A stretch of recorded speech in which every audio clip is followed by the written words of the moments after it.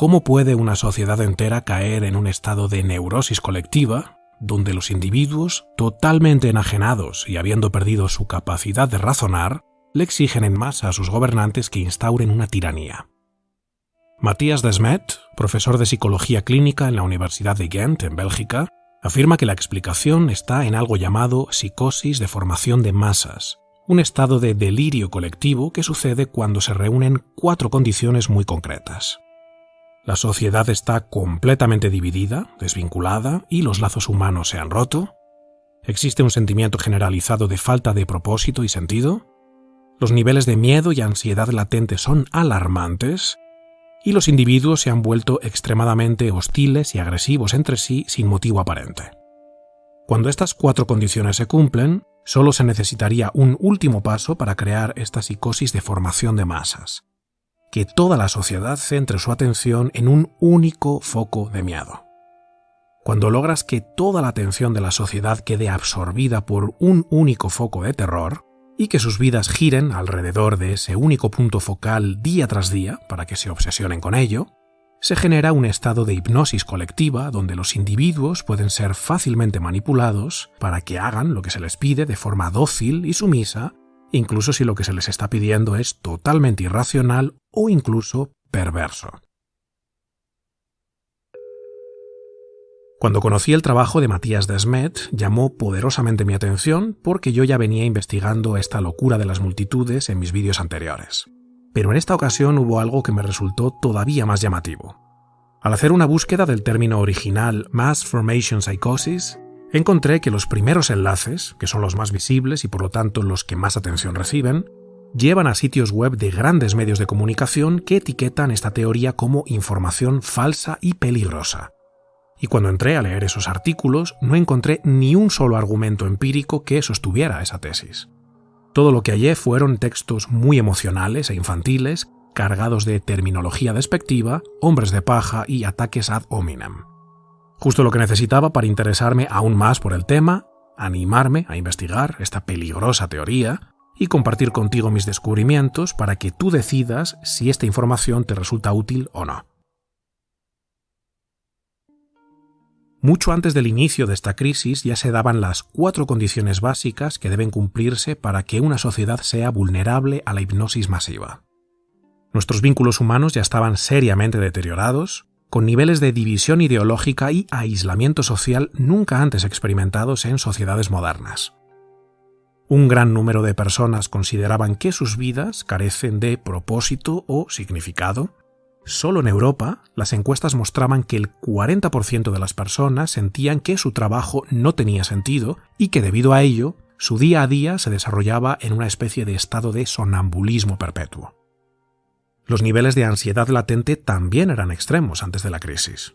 Nunca antes en la historia moderna habíamos tenido un número tan elevado de personas experimentando ansiedad. Los datos muestran que las prescripciones de antidepresivos y ansiolíticos habían aumentado estrepitosamente en las últimas 2 décadas, situándose en cifras récord. Y los niveles de frustración y agresión, sin motivo aparente, también estaban por las nubes. Algo especialmente palpable en redes sociales, donde el simple hecho de emitir una opinión puede llegar a provocar linchamientos públicos desmedidos y la aniquilación de la reputación. Estas 4 condiciones, que ya estaban presentes en nuestra sociedad, crearon en los individuos un estado psicológico débil y vulnerable, una tensión interior que no sabíamos cómo resolver. Y la llegada de ese foco de terror que absorbió la atención de la sociedad de forma obsesiva y prolongada, nos proporcionó el alivio que inconscientemente buscábamos. Y esta es la clave del fenómeno de psicosis de formación de masas. Porque a partir de 2020 a la sociedad se le dio un lugar súper específico donde colocar su miedo y ansiedad. Hasta entonces, todo ese aplastamiento psicológico que la mayoría de los individuos sentían no estaba conectado a una representación mental concreta. Era algo que cada quien experimentaba de forma subjetiva y en completa soledad, sin saber si los demás estaban pasando por lo mismo. Una ansiedad que no está conectada a una causa específica y tangible es extremadamente dolorosa y conflictiva para un ser humano porque no puede ser abarcada. El individuo, al no tener claramente delimitada la causa de su angustia y las posibles soluciones, tampoco sabe qué estrategias ejecutar para reducirla o eliminarla, lo que conduce a un descontento psicológico extremadamente difícil de soportar. Pero cuando en 2020 apareció un objeto tangible de terror, se creó en la población la disposición de conectar su ansiedad con ese objeto. Donde antes había un vacío psicológico abstracto, que cada individuo experimentaba a su forma, se creó una narrativa común que fabricó un sentimiento de dirección y propósito compartido, y trajo de vuelta esa conexión con otros humanos que ahora sí estaban pasando por lo mismo. De repente, las personas se sintieron psicológicamente conectadas entre sí. Millones y millones de personas que antes no tenían nada que les uniera, ahora estaban de nuevo juntas en una lucha heroica contra el objeto de la ansiedad. La razón por la que compran la narrativa es porque conduce a este nuevo vínculo social que anhelaban sin saberlo, explica Desmet. La ciencia y la lógica no tienen nada que ver. Por eso, cuando los gobernantes les indicaron que esa lucha heroica implicaba el establecimiento de medidas autoritarias propias de las dictaduras más extremas, medidas que antes hubieran sido inimaginables, la mayoría estuvo de acuerdo. No solo eso, sino que en muchos casos exigieron que las medidas se endurecieran, que fueran más dictatoriales y draconianas, que exigieran más sacrificio para, de esa forma, sentir que se estaba haciendo por el grupo más de lo que resulta razonable, una entrega absoluta y desmedida. Así surgió en la sociedad un nuevo tipo de solidaridad, un nuevo tipo de vínculo social y un nuevo tipo de significado: acatar los mandatos. La gente no compra la narrativa oficial porque crean que sus argumentos son correctos, sino porque da sentido a sus vidas, dice Desmet. ¿Qué sucede con quienes cuestionan la narrativa dominante? Carecen de solidaridad y de espíritu ciudadano. Quienes se niegan a someterse a la presión de conformidad son ahora el objeto tangible hacia el que canalizar esa frustración y agresividad que ya formaban parte de las condiciones preexistentes. Si antes estabas crispado y no sabías muy bien por qué tenías tanta rabia contenida, ahora ya tienes claro hacia quién dirigir todo eso de forma justificada. Quienes osan negarse a recorrer el estrecho camino marcado por la masa y se niegan a sacrificarse por el bien común son la causa de tu ira. Ahora fíjate bien, un nuevo vínculo social, una conexión de la ansiedad con algo tangible, una nueva construcción de sentido y la posibilidad de aliviar la frustración y canalizar la agresividad hacia individuos que merecen ser despedazados por su falta de solidaridad. Las 4 condiciones de extrema inestabilidad psíquica, resueltas al mismo tiempo gracias a la llegada de un terror que alivia la tensión psicológica, nos muestra dónde poner nuestra atención y nos entrega una narrativa a la que poder adherirnos para sentir que estamos conectados con otros. A nivel psicológico es completamente comprensible que esta formación de masas haya sucedido. De repente llegó algo que nos hizo sentirnos parte de un grupo, establecer un propósito, definir nuestro objeto de ansiedad y tener los motivos justificados para dirigir nuestra rabia hacia quienes lo merecen. Ahora podemos entender por qué un individuo sin vínculos sociales, sin propósito, ansioso y lleno de rabia contenida, se adhiere a esta locura tan fácilmente y anhela formar parte de la masa, aunque ello suponga perder su propia individualidad, entendida como su capacidad de razonar, opinar y cuestionar. Esta hipnosis a gran escala no hubiera sido posible sin el papel de los medios de comunicación de masas y las grandes tecnológicas. Las 4 condiciones preexistentes fueron básicamente fabricadas por ellos. Usando las técnicas de manipulación y control mental que abordé en mis vídeos anteriores, abonaron el terreno. Poco a poco fueron inoculando miedo, crispación y neurosis, generando división y creando individuos cuya debilidad psicológica les hacía fácilmente susceptibles. Después, cuando el terror apareció, instauraron la psicosis repitiendo incansablemente la narrativa para centralizar la atención en un único foco de miedo. Han estrechado el campo de atención cognitiva y emocional a una pequeña parte de la realidad, logrando que la gente se intoxique mentalmente y se vuelva completamente insensible a lo que sucede fuera de esa ventana de atención.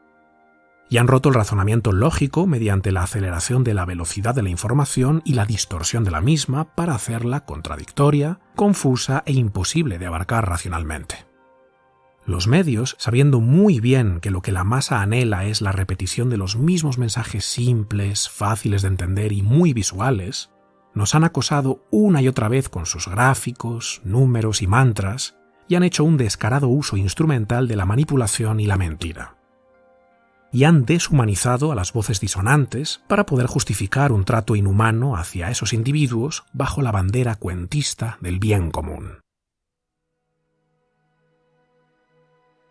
Es normal que tantas personas hayan sucumbido ante la presión. La psicosis de formación de masas era inevitable y quienes cayeron en la trampa no pueden ser culpados. Y esta es, para mí, la clave de nuestra sanación colectiva: reconstruir nuestros lazos humanos. Esto es lo que urgentemente necesitamos como humanidad.